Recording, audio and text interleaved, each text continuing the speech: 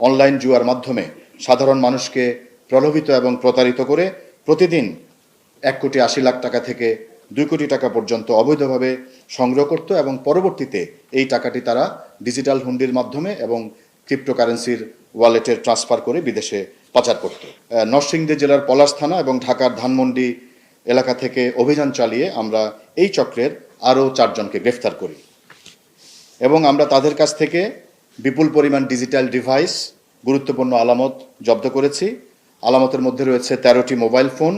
এছাড়া আমরা সর্বমোট 20টি সিম উদ্ধার করি এবং প্রথম অভিযানে যে 2টি সিম আমরা উদ্ধার করি এবং দ্বিতীয় অভিযানে আমরা 18টি বিভিন্ন অপারেটরের সিম কার্ড উদ্ধার করি।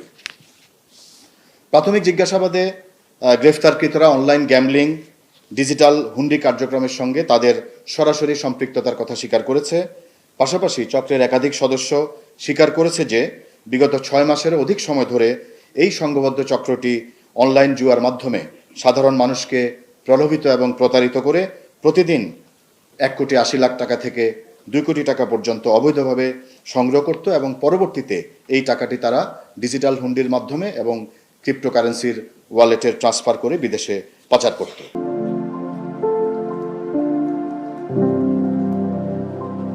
এই গত 30শে মে থেকে গত 30শে এপ্রিল থেকে আমরা যে অভিযান শুরু করছি, এই অভিযানের একটি পরিসংখ্যান আপনাদের সামনে আমি এই সুযোগে তুলে ধরতে চাই। সেটি হচ্ছে আমরা এই অনলাইন জুয়ার সাথে জড়িত ওয়েবসাইট শনাক্ত করে এটা ডাউন করার জন্য বিটিআরসিতে 116টি ওয়েবসাইট এর সংখ্যা আমরা পাঠিয়েছি। 116টি ওয়েবসাইটকে ডাউন করার জন্য আমরা বিটিআরসিতে পাঠিয়েছি।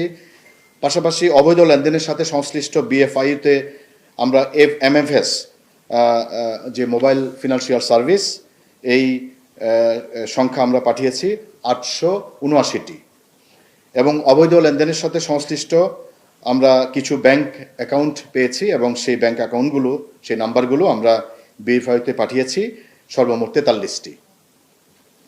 অনলাইন জুয়া ও সংশ্লিষ্ট অবৈধ আর্থিক কার্যক্রম প্রতিরোধে সিআইডির সাইবার মনিটরিং কার্যক্রম নিয়মিত পরিচালিত হচ্ছে।